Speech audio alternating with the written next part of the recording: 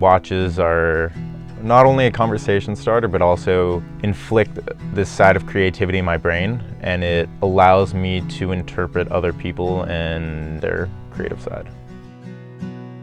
Collecting started when, I would say when I was 18 years old. I really wanted a timepiece.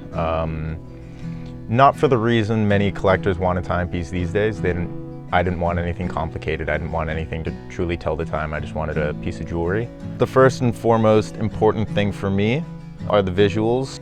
Growing up in high school, all the cool kids, they had Cartier Love bracelets. And my dream was kind of to own a Cartier Love bracelet and kind of blend in with that herd. My family and I, before I had my license, we'd always drive, to some restaurants around the area. We would pass it on Rodeo Drive, and I would always, for a quick glance while we were driving, I would just look by. I would think one day I would love to just walk into that store, buy a piece of jewelry for myself and wear it for the rest of my life. And eventually when I started working, I was able to accumulate my own money and buy this. So it all started with a Cartier Santos quartz, which at the time when I purchased it, I had no idea it was quartz. After the purchase, I made a promise to myself that that was my one and only watch that I would ever purchase in my entire life. And I guess I found out that I share this passion with other people. My grandmother was the one who drove my passion to Worth watches. She worked at TWA for 20, 30 years, and through that she traveled around the world. She was kind of forced to go to different places, and she would fly constantly on the plane. But eventually she gained an appreciation for culture and also collecting items. So when she would go to Italy, France, even Switzerland, she would collect things. And when she went to Switzerland one time, she actually collected this particular piece. It's a vintage Universal Genève. She went to Switzerland for the very first time, and she actually walked into the Palace Hotel. She always wanted to stay at the Palace Hotel, and downstairs there was a Harry Winston. And at the time, Harry Winston was an official retailer of Universal Genève. So she walked in, she told me, she got dressed up just for the occasion. She put on her mink coat, even though it was springtime, put makeup on, lipstick on, everything like that. Walked in with her son, who eventually passed away, and purchased this together. So this is the only thing that we kind of have. It was a wonderful experience that they got to share for them both of a shared memory. She got engraved 143, meaning I love you, in Saint Moritz in 1972. The first time I saw this piece was when she was clearing out her house a couple years ago, and she was moving down to Los Angeles. She was clearing out her closets and I guess her safety deposit boxes, and she didn't even realize that she had this. She hasn't worn it since 1972 in fear that it would get damaged or stolen, and ever since my uncle passed away, this is kind of the only thing that she has of him. The first time I really talked to her about watches, I guess, was after this piece came into my hands. As soon as I got my Cartier Santos at the age of 18, she actually saw how excited I got. I think she just knew that she had something locked up in her safe, and she brought this out for me, and it got me very excited. I got them both serviced, and I've been wearing it a bunch ever since.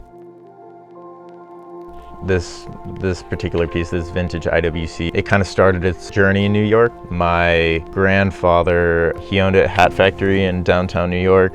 When the war broke out, he was commissioned by the mayor to actually convert his hat factory into a cap factory for soldiers. So he would create and produce hats for lieutenants, majors, and soldiers. And after the war ended many years later, he was actually gifted this particular watch by the union that he worked for.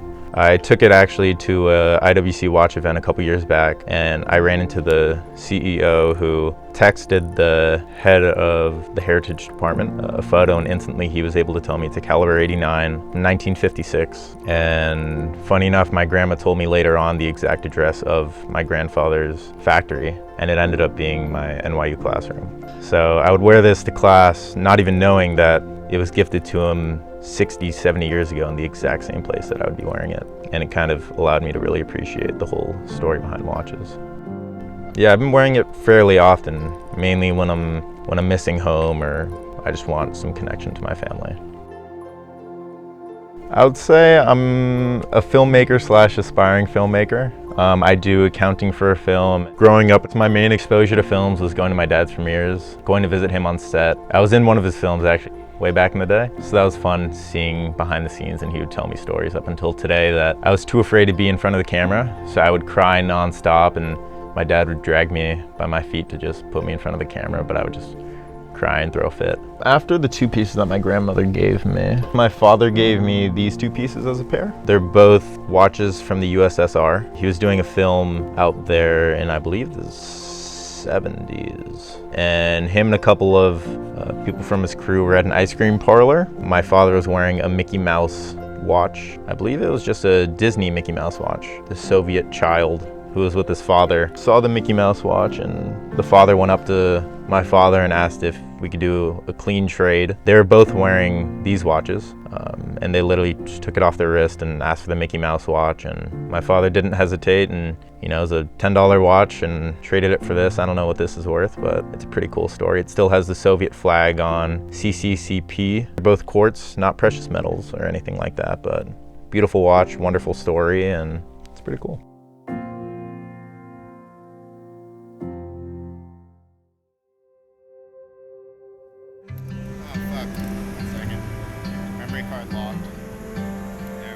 I'm a hidden photographer because I find joy for myself. Art is not necessarily made to be shared, but to be cherished. Photography, you're capturing a moment in time that you want to remember. Other people don't necessarily need to see it. I decided to take a photo when I am lacking inspiration. I haven't worn the piece in a while, and I need a new reason to put it back on my wrist. I guess it keeps me grounded, these photographs. It makes me appreciate the finer details, because under that lens, every single millimeter counts. The craftsmanship really shows you can't make a mistake. So it's funny, I bought this portrait lens a couple of years ago, and I attempted to make a macro photo of my 5170 as soon as I got it, because I saw the movement for the very first time and I was just blown away. I knew that I needed to take a photo of it, and this was the first time in my life I actually want it to be shared with other people so they can share this beauty with me. And ever since I got that, I fell in love with macro photography. Ever since I captured the movement of the 5170, it kind of encapsulated my love and passion for these mechanisms, and I just love staring at that movement under the macro lens.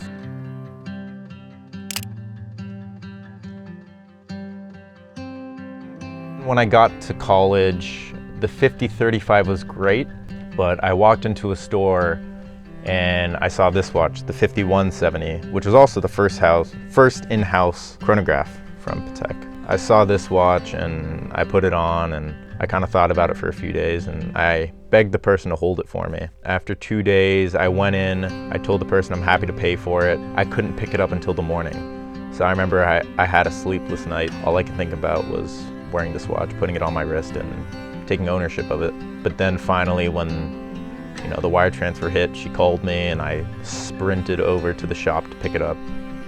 I was so happy, and I wore it to all my watch events, and this was kind of what led me into creating friends in the watch space. It allowed me to explore more, talk more, and venture deeper into this hobby. It allows me to really appreciate the little things. It makes me appreciate being in good company with great people, supporting friends, them having your back, and just the stories behind watches. So the story of this piece is quite interesting. I found myself in a Christie's auction hall by accident. I kind of knew the auctioneer at that point. I visited him a couple of times, and very sweet guy, so I just wanted to show my face, show my support. This is a part of the Kairos collection. It's a 3-part series ranging from Geneva to Hong Kong to New York, so this is the very last. And so funny enough, there were, I believe, 80 lots on the very first day, and all of them sold except for this one because there was a technical difficulty when I was present. It was the very first lot, and the starting bid was very low. No one bid it up or anything like that, so I just raised my paddle and no one bid after. I was not expecting to win, but it's funny because my friend was the auctioneer, so I kind of wanted to show my support by being present. I wanted their auction house to be successful, and I wanted him to do well. And I guess after raising my paddle, you know, I was smiling, I was laughing, I was with a group of friends, and fortunately now it's by far my favorite watch. It's the greatest watch purchase I've ever made, and kind of it reinforces my belief in fate. I think photography is essential in the watch community, aside from personal and macro photography. It's interesting because whenever you go to a watch meetup or a watch auction, something that's essential before leaving is always taking a wrist shot. It's not because you're showing off or because you want to show people who you're hanging out with or the pieces that you own or what other people own, but it's kind of like going to a restaurant and cheersing. It's that salute. It's kind of like a breaking of the bread, a kind of nice to meet you. I don't know, photographs are so important. The watch after this was the 5205 annual calendar. This watch has always been a dream watch of mine, and as soon as it was discontinued, I knew that, you know, if I didn't buy it now, maybe in the future I would never have an opportunity to buy it. I'll have to put it on. Because how it just sits on the wrist is perfection. How long the lugs are, and how it truly hugs the wrist, but then you get the skeletonized lugs. I wasn't sold until I put it on. I first found it, I guess, when I was just browsing the Patek website. Like, more than any other piece, this stood out the most. The 5205 is my personal favorite watch to photograph. Like, I'll take macro shots for days. I'll get lost in a movement, like taking photos and videos, like the 5170, the CH29535. I love. It's incredible, but there's just so much to it that it's hard to really concentrate on one aspect of it. Like, you can spend hours and hours taking photos and really concentrating on different parts and components. But for some reason, the dial of the 5205R is my favorite to photograph.